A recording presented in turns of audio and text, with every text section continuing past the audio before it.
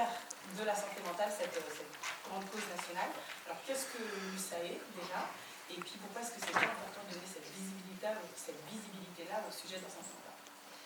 Bonjour à toutes, bonjour à tous. Merci beaucoup de me donner la parole sur ce sujet effectivement qui m'est cher de la santé mentale. Donc avant la grande cause qui est donc cette année en 2025, moi j'ai eu envie de créer ce média sur la santé mentale, comme à peu près toutes les personnes qui s'engagent sur ce sujet. C'est parce que j'étais concernée de très près. En fait, je cherchais un média qui en parle avec des mots simples et des mots pas flippants, avec un langage pas technique, et en fait j'en trouvais tout simplement pas. Il y avait pas mal de choses qui existaient déjà sur le développement personnel, notamment sur les réseaux sociaux, Insta et TikTok, des revues scientifiques, quand on est un psychiatre on peut comprendre, mais que le commun des mortels effectivement n'a pas forcément les codes et le langage pour les lire. Et donc, du coup j'ai décidé de me lancer dans la création d'un média indépendant, ce qui n'est pas une aventure tout à fait très simple.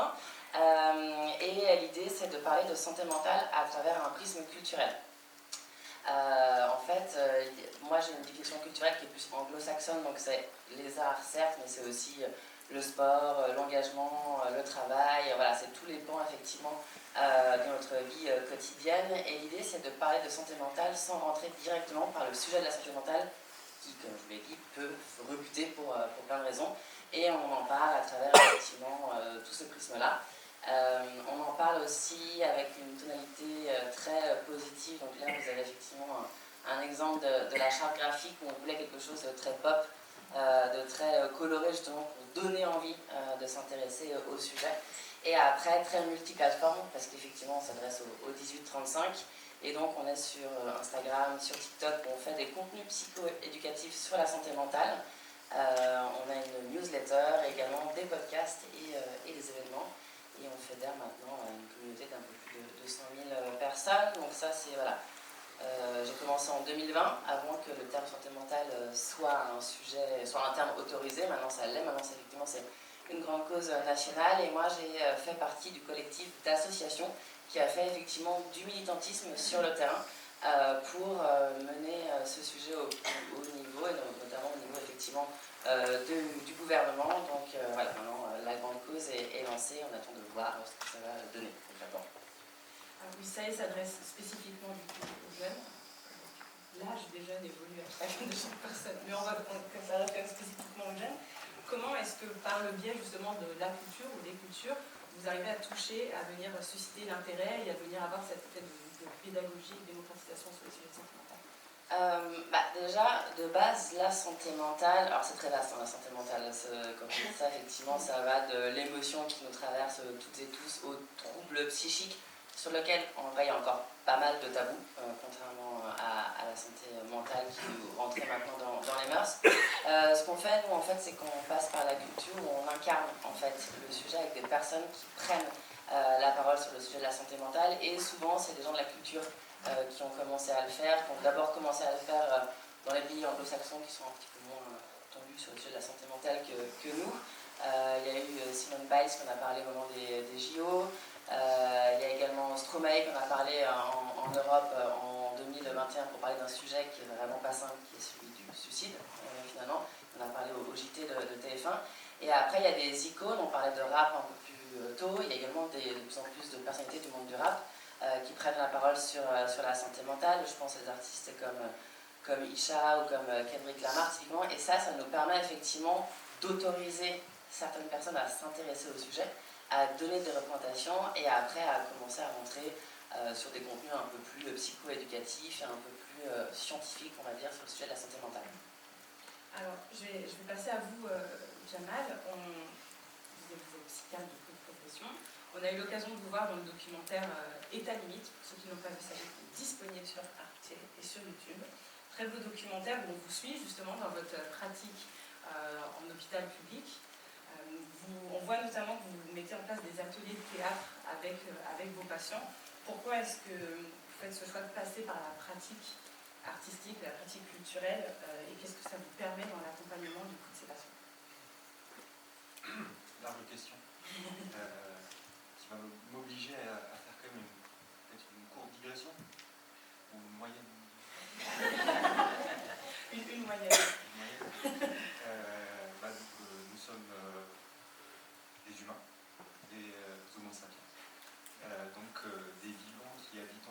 planète et qui sommes des vivants qui avons la particularité d'imaginer faire des choses et ensuite de les produire. Et c'est ça qu'on appelle la culture, en fait, de mon point de vue. Et donc, ça me paraît au fondement de ce que nous sommes, de faire usage de pratiques culturelles, y compris du coup dans le son. Et donc ça c'est un premier point, mais il y a autre chose qui nous est très spécifique aussi, c'est que quand on arrive au monde, on est parfaitement immature et on a besoin pour grandir et explorer éventuellement cette culture dans laquelle nous naissons de bras qui nous portent, qui nous rassurent, qui ensuite nous font rassurer, nous nourrissent, nous chantent. Et en fait, ces liens-là, qui sont les tout premiers liens, ils nous permettent de fabriquer quelque chose qu'on appelle la confiance dans l'autre, en soi. Et c'est ça qui est le socle, le sol sur lequel, par la suite, on va pouvoir aller explorer le monde et donc imaginer faire et faire. Et donc, moi donc, je suis médecin, un soignant, et donc quand les gens tombent malades, je les regarde, ou peut-être aussi ils me regardent d'une certaine manière, en ayant le besoin de pouvoir se reposer sur moi. Un peu comme nous tous, quand on a été ce premier moment d'immaturité et qu'on a dû compter sur les bras maladroits ou adroits d'une mère seule parfois, d'une famille seule parfois, ou de... Bon. Et tout ça pour dire que, du coup, pour qu'une mère, une fois avoir rassuré son enfant, l'amène à explorer le monde, la plus belle des manières dont elle le fait, c'est en jouant. Et elle le fait parce qu'en fait, cette petite personne immature en face d'elle, elle joue aussi. Et c'est sa modalité un peu naturelle d'expériencer le monde.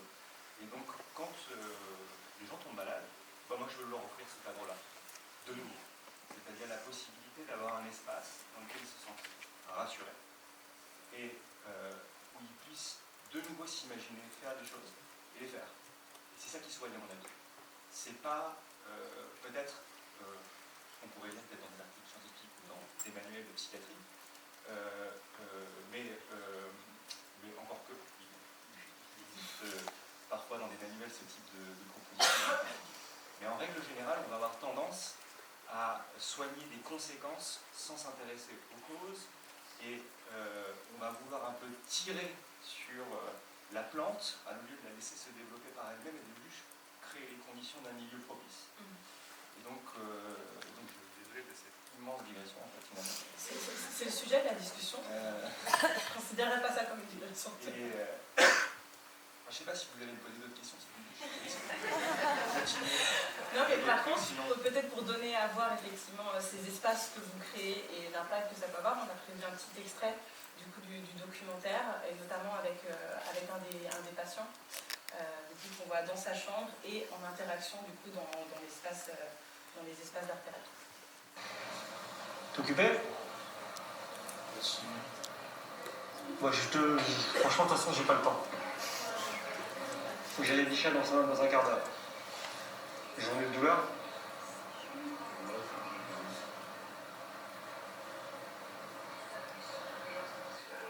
Ça va ? T'as dormi comment ? Mince. C'est parce que... Très mal parce que... T'as passé la nuit devant ce truc-là ou... Pourquoi ? C'est l'infirmière qui a fait. T'avais eu plus que ce qui était prescrit ? Non. C'est un quiproquo ? C'est l'infirmière. Elle s'appelle ? Je sais pas, elle n'aime pas son prénom. Ok. Bon, je vais voir ça. T'as regardé une série sur le médecin ? C'est bien ça comme série ? Ça, Tu me conseilles ou pas ? Bah, regardez. C'est long ? Je ne conseille pas quoi. T'aimes bien ? Non, elle est trop lent. Ça n'a jamais brisé notre vie. Tu connais Scrubs ? T'aimes bien ou pas? Non, je connais pas. C'est assez drôle, moi j'aime bien. Ouais. Et j'avais mon frère, celui qui est juste en dessous de moi, il adore Dr House. Il regarde ça tout le temps. C'est différent. C'est bien ça? C'est mieux que Grey's Anatomy ou pas? Ça te plaît plus? Non, on peut pas comparer les deux. Hein? On peut pas comparer les deux. C'est-à-dire, c'est quoi la différence entre les deux? Parce que maintenant, c'est un toxicomane. Il qui a quand même recette, médecin. Tandis que là, c'est des internes. Donc, tu me dis, la différence, c'est qu'on suit un médecin senior toxicomane dans la première saison dans Dr House, c'est ça? Et les touristes là, on suit les internes? Ouais. D'accord. Donc, c'est un peu comme Scrubs alors.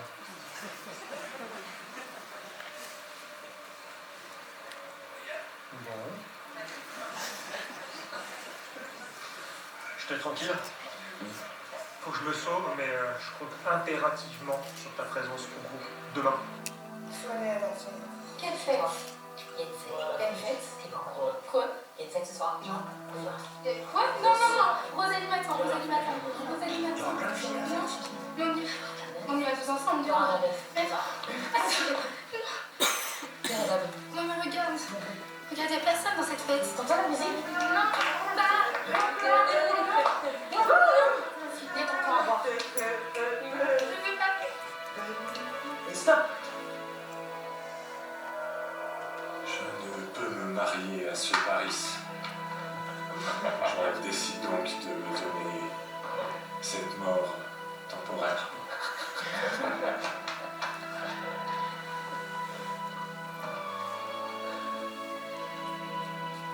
Je ressens déjà les effets de ce poison. Il tombe dans l'inconscience sur cet autel.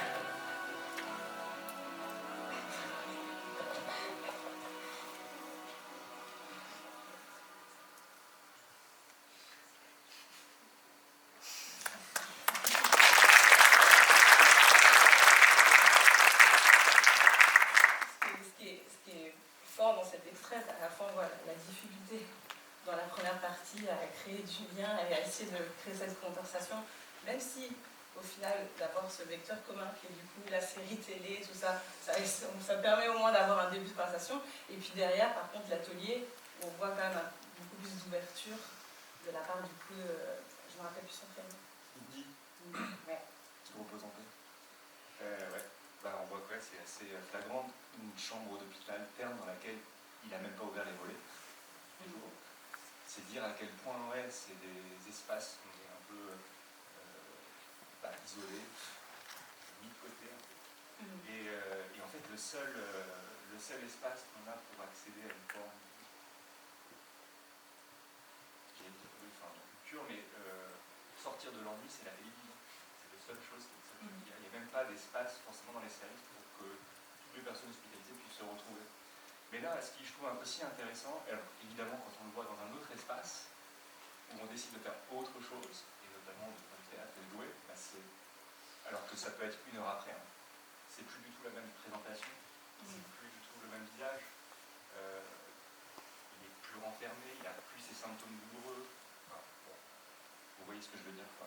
Mais alors le truc, c'est que c'est beaucoup des jeunes qu'on voit, et les jeunes se raconter, passer par le récit, la parole pour me renseigner sur ce qu'ils sont, ce qu'ils ont traversé, donc que je comprenne un peu la provenance de leurs symptômes.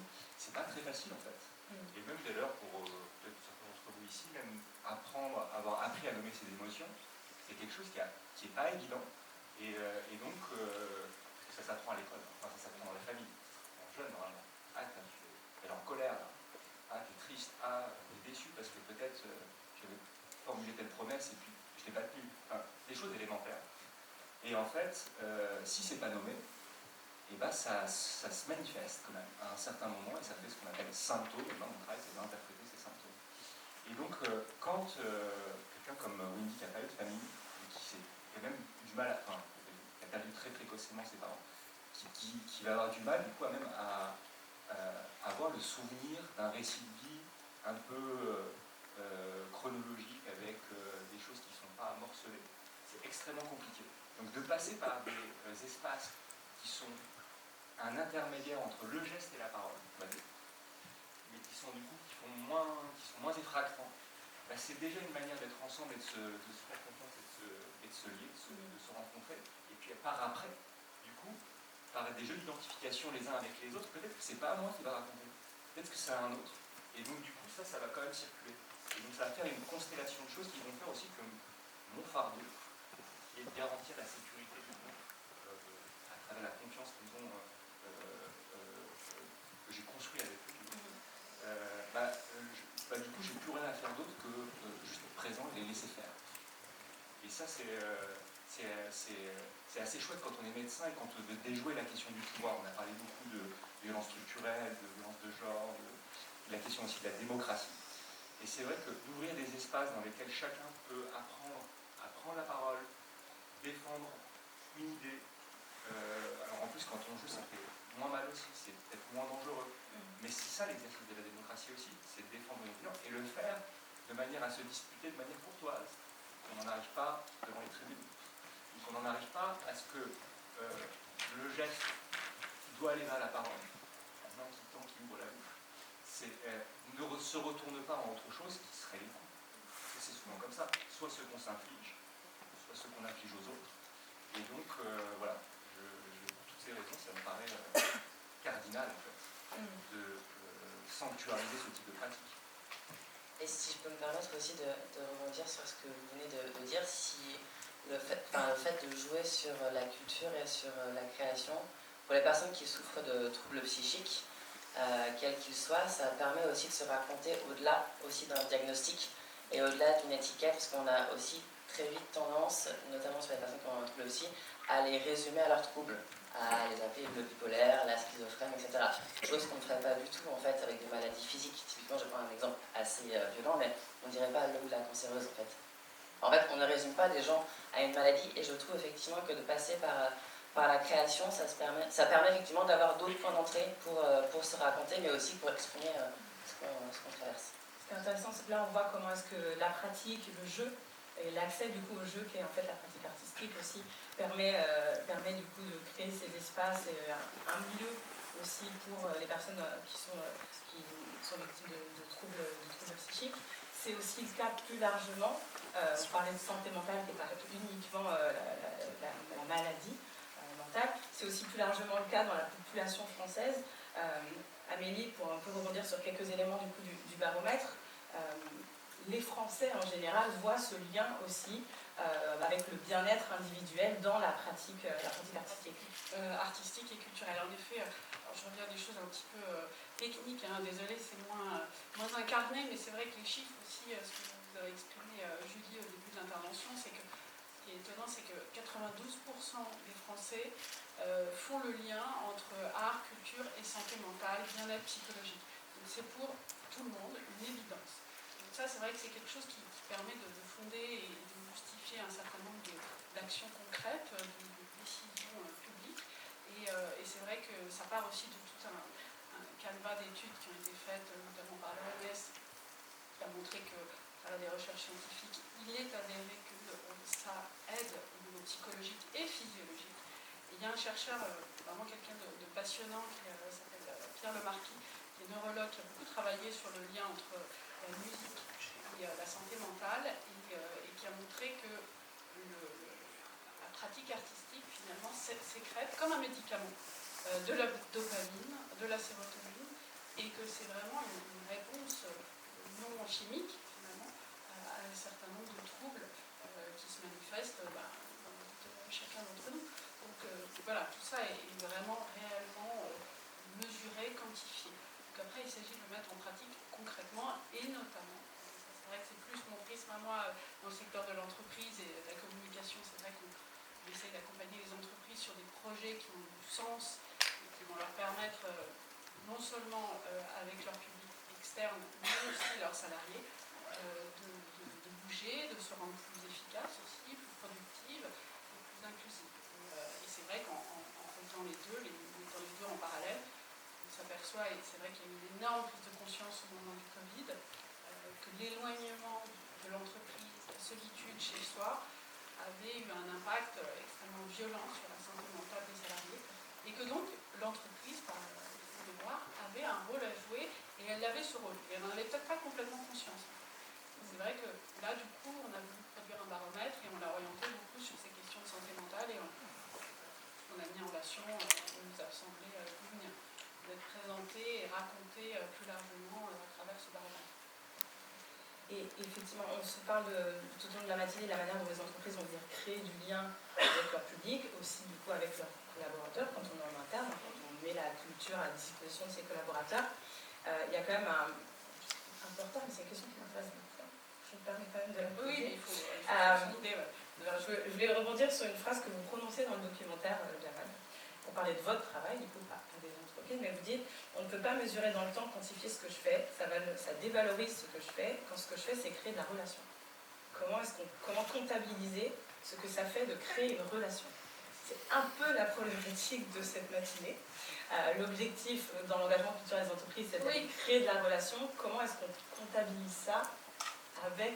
Comment on le mesure? Comment on le mesure et comment on l'appréhende? Oui, vous avez, quand on a discuté, ça vous paraissait contradictoire finalement. Le fait de créer du lien et quelque chose qui est de l'ordre du bien-être et de le mesurer, c'est pourtant quelque chose qu'il faut enlever un certain tabou là-dessus, je pense. Et peut-être votre média peut aider aussi à le faire. Puisque, comme on le disait, la culture et l'entreprise et la pratique culturelle vont favoriser le bien-être. Donc je pense que c'est du côté de la qualité de vie au travail qu'il faudra mettre des indicateurs. Pas forcément s'obséder sur la culture, comment elle se met en pratique, est-ce que c'est une exposition, est-ce que c'est une pièce de théâtre qu'on va faire avec ses collègues. Oui, ça se quantifie assez facilement. L'entreprise, elle donne des indicateurs là-dessus et combien de fois elle a créé des projets culturels. Mais après, l'effet que ça a, je pense que ça, c'est ça qu'il faut mesurer clairement et concrètement auprès du salarié, même si les mesures, c'est ce que c'est quand on reçoit un formulaire, on n'a pas envie de le remplir. Oui, c'est certain. Et puis on peut faire des mesures qui intègrent des dimensions qualitatives aussi. Mais il y a quand même un truc que je trouve assez important de nommer, c'est que quand on imagine faire et qu'on fait et qu'on produit des œuvres, qu'on œuvre ensemble à produire des choses, en fait, on façonne des relations les uns avec les autres.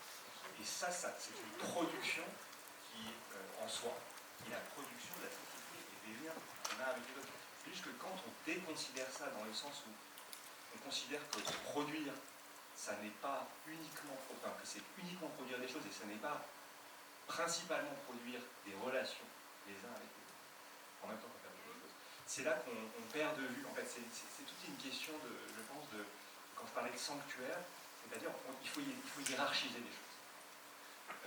Il y a des choses qui sont importantes, qui sont sacrées, je dirais même. Par exemple, dans ma pratique, être fiable, être honnête, des choses sacrées. Est-ce qu'on quantifie l'honnêteté et la fiabilité? Non.